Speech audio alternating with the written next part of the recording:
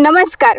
आपण पाहतोय की सध्या अमेरिका आणि इराणमध्ये सुरू असलेल्या युद्धजन्य परिस्थितीमुळे भारतावर त्याचा परिणाम होतोय. भारतात कच्च्या तेलाच्या किमती दिवसेंदिवस वाढत आहेत. परिणामी पेट्रोल आणि डिझेलचे दर सातत्याने वाढत आहेत. सध्या जर पाहिलं तर नांदेड जिल्ह्यामध्ये 122 रुपये लिटरने पेट्रोल मिळत आहे, तर डिझेलसुद्धा 100 रुपयांपर्यंत त्याची दरवाढ झालेली आहे. या सगळ्याचा परिणाम जनसामान्यांच्या जीवनावर तर होतोय, परंतु पेट्रोल आणि डिझेलच्या दरवाढीचा सर्वात मोठा फटका सध्या शेतकऱ्यांना बसताना दिसतोय. पेट्रोल डिझेलचे दर वाढत असल्यामुळे शेती कामांमध्ये कशा अडचणी येत आहेत, शेती कामाचा खर्च कसा वाढलाय, या संदर्भात आज आपण देगलूरमधील काही शेतकऱ्यांशी चर्चा करणार आहोत. तर माझ्यासोबत देगलूरमधील काही शेतकरी आहेत, त्यांच्याशी आपण संवाद साधूया. सर्वप्रथम काका, तुमचं नाव सांगा. बालाजी श्रीनिवासराव टेकाळे. ओके. देगलूर. लक्ष्मण गंगाराम देशमुख. तुमचं? जयदीप किशनराव वरखिंडे. तर आपल्यासोबत हे शेतकरी आहेत. काका, आता खरीप हंगाम सुरू झालाय. मशागतीची, नांगरणीची कामं तर झालेलीच आहेत, परंतु त्यानंतरची ही कामं सध्या नांगरटी कामं चालू आहेत. अजून सगळं चालू आहे. आता अजून पेरणी नाही, काही नाही. डिझेल वगैरे त्रास होत आहे डिझेलमुळं. डिझेल लवकर भेटत नाही, रांगा लागावं लागते. काम करता करता सोडून डिझेलसाठी जावं लागते. परत डिझेलची एकतर रेट वाढलेत, परवडणं चाललंय सगळं काही कामधंदे. आता इथे डब्यामध्ये डिझेल देण्यात चालेत.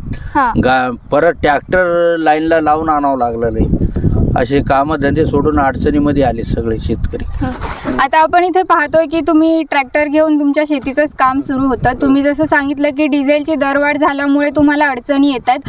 तर यापूर्वी जेव्हा डिझेल मुबलक प्रमाणात मिळत होतं तेव्हाची परिस्थिती कशी होती आणि आता तुम्हाला अडचणी कशा येत आहेत? तेव्हा अडचणी बिलकुल नव्हते. बिंदास आम्ही जातो त्या शेतामध्ये, 24 घंटे काम करू शकतो. ते आता कसं आहे, डिझेल नसल्यामुळं कामामध्ये डिझेलसाठी 2-3 घंटे वेस्ट चाललेत. कामात अडचण येऊ लागलीत. पाहिजे तसं काम होण्याचं झालंय. आता आपल्या देगलूरमध्ये मला वाटतं 3 ते 4 ठिकाणी पेट्रोल आणि डिझेलचे पंप आहेत, तरी सुद्धा इथे डिझेल मिळत नाहीये का? तरी पण पंपावर शॉर्टेज राहू लागलंय. पंपावर डिझेल भेटणार चालय. आणि कसं तास 2 तास देऊ लागलेत, बंद करायला डिझेल संपलं म्हणालेत. आणि डिझेलमुळं कामात विस्कळीत येऊ लागले.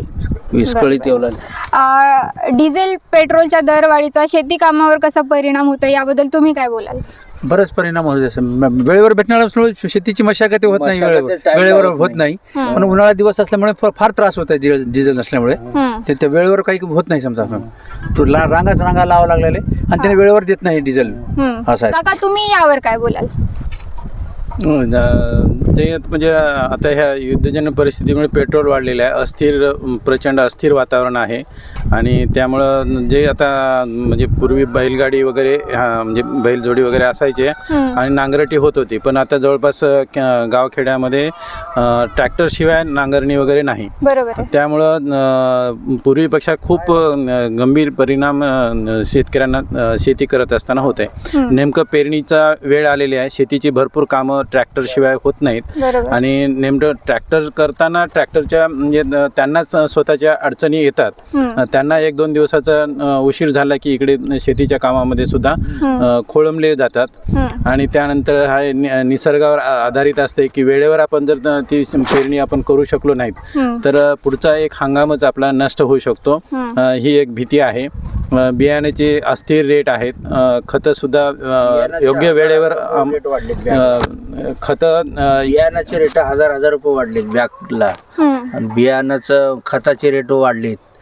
खताचं रेट 400-500 रुपये पर बॅगला वाढलेत. जे पाहिजे ते बियाणं भेटू शकत नाही. त्यामुळे कधी दुसरं लेबर चार्ज वाढून गेले. सगळं महागाई झाली. शेती परवडणार झाली. आता तुम्ही सांगितलंच की पेट्रोल डिझेलच्या दरवाढीमुळे शेतीच्या मशागतीच्या कामांवर परिणाम होतोय. पण आता आता हा तुमचा स्वतःचा ट्रॅक्टर आहे? हा, स्वतःचा ट्रॅक्टर आहे. ओके.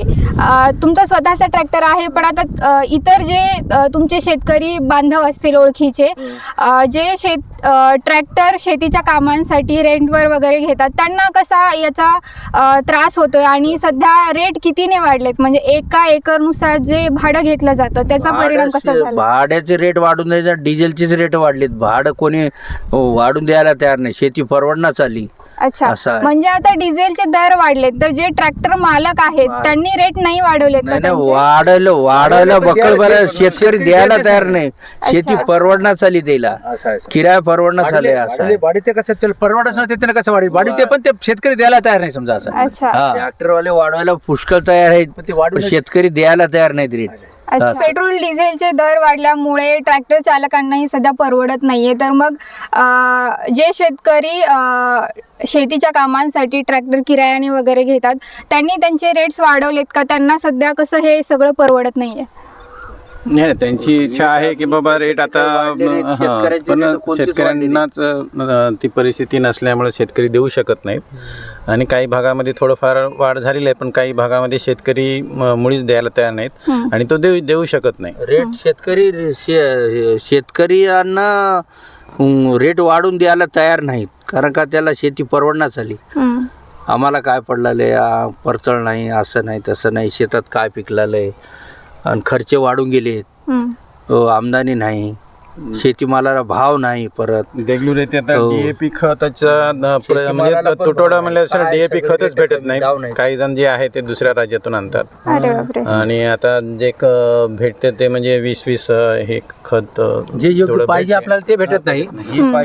भेटत नाही, ते भेटलं तरी ते बेभावाने भेटतंय आणि नाही भेटणार गेलं तर परराज्यातून आणून सध्या शेतकरी हे आणून ठेवत आहे. समजा पेरणी काही चालू झालं नाही, अशा सध्या परिस्थिती आहे समजा. ओके. आता सध्या ही परिस्थिती आहे. तुमच्या बोलण्यातून जसं कळतंय की शेतकऱ्यांना सध्या शेती परवडत नाहीये, जे ट्रॅक्टर चालक आहे त्यांना डिझेलचे भाव वाढल्यामुळे गोष्टी परवडत नाहीयेत. भविष्यात जर परदेशात ही युद्धजन्य परिस्थिती अशी चालू राहिली तर दर आणखी वाढू शकतात, असं शक्यता म्हटल्या जात आहेत. आणि युद्धामुळेच पेट्रोल डिझेल बरोबरच खतांचेही किमती वाढत आहेत. तर मग भविष्यात हे आणखी किती किचकट होऊ शकतं आणि यासाठी सरकारने काय करायला पाहिजे? तुमच्या काय नेमक्या अपेक्षा आहेत सरकारकडून?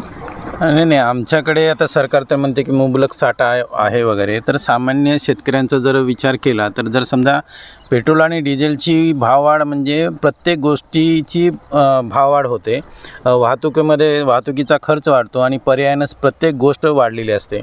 आता समजा उदाहरणार्थ ट्रॅक्टर खराब झाला तर त्याचं स्पेअर पार्ट घ्यायचं आहे, तर जे गेल्या महिन्यात घेतो तो ह्या महिन्यात घेईल, तर त्याच्यामध्ये भरपूर प्रमाणामध्ये फरक पडतो. तेव्हा बियाणाच्या किमतीमध्ये खूप मोठ्या प्रमाणामध्ये फरक आलेला आहे. जे आता गेल्या महिन्यात घेतलेले आहेत काही जण ॲडव्हान्समध्ये आता घेत आहेत, तर त्यामध्ये सुद्धा रेट बदल झालेले आहेत. त्यामुळं सर्वच गणित शेतकऱ्याचे बिघडून चाललेले आहेत. तर त्यामुळे जर स्थिर भाव जर राहिला असतं तर नेमकं लक्षात येतं आणि त्या पद्धतीनं आपल्याला काम करता येतं. अगं, तुम्ही यावर काय बोलाल? आपल्या सरकारने, महाराष्ट्र सरकारने, आपल्या कृषी मंत्र्यांनी शेतकऱ्यांसाठी पेट्रोल डिझेलचा वेगळा साठा ठेवायला हवा आहे का? शेतकऱ्यांना तर आवश्यक डिझेल द्यावं बघा. हां, शेतकऱ्याला तर अडचणीत आणू नये असं आमचं म्हणणं आहे. टाईमला कामं होते.